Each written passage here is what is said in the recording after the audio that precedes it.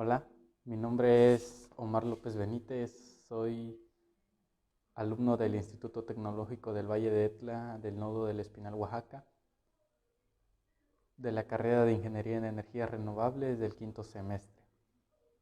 El presente video es para un diseño de un filtro.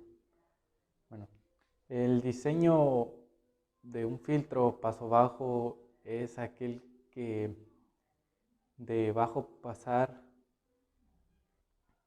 deja pasar frecuencia por debajo de un cierto valor de frecuencia de, corto. Sin embargo, el pasa alto lo que hace es dejar pasar frecuencias por encima o con frecuencias mayores por un determinado valor de frecuencia llamado frecuencia de corte.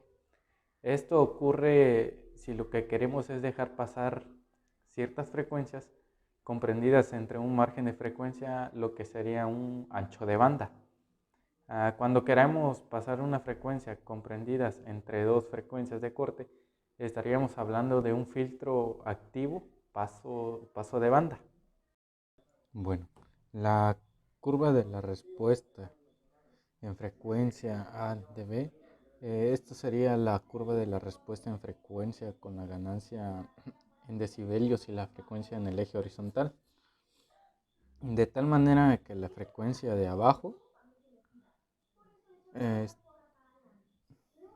este valor será prácticamente más pequeña o pueden desaparecer. Y las frecuencias por encima de este valor se hacen más pequeñas o al igual desaparecen. De tal manera que dentro del margen de frecuencia que consideramos que deja pasar este filtro está comprendido entre sus dos puntos, que son estos dos.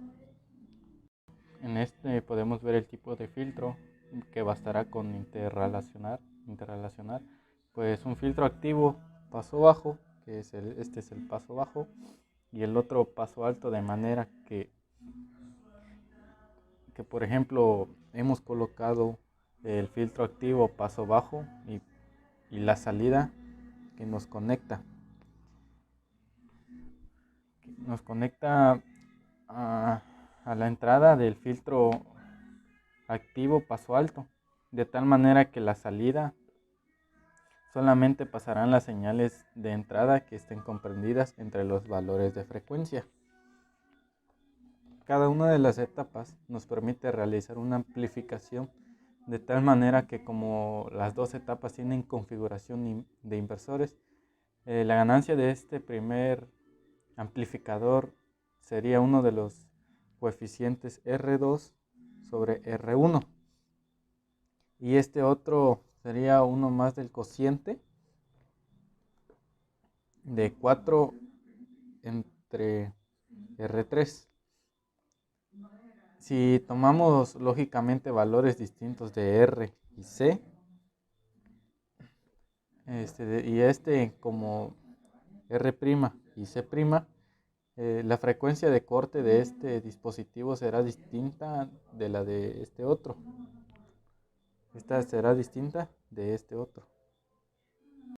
De igual manera, el orden en que se coloquen los filtros para que la respuesta del circuito sea esta imagen, indicamos la frecuencia de corte de filtro de paso alto y la frecuencia de filtro de paso bajo. Esto debe cumplir que la frecuencia de filtro bajo,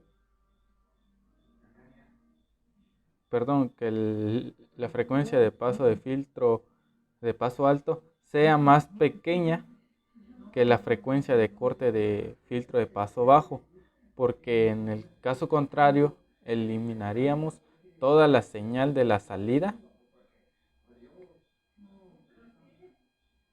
Sería cero ante cualquier frecuencia. Por lo tanto, repito, es importante tener esta consideración: la frecuencia que tenga el filtro alto debe ser la más pequeña del rango de estas dos frecuencias. Regresando al circuito, simplemente debemos calcular las frecuencias de corte del filtro paso bajo. Lo haríamos aplicando esta fórmula. que es 1 entre 2 por pi por r por c, donde r tendrá que estar en ohmios y c en faradios. Bueno, la frecuencia del corte de pasaaltos, pues aplicando la misma fórmula, que es 1 sobre 2 por pi por r' por c'. Es este, que de igual manera r debe de estar en ohmios y c en faradios. Bueno, con este circuito, como ya hemos comentado, una respuesta en frecuencia y un ancho de banda, como el que aparecen en la figura.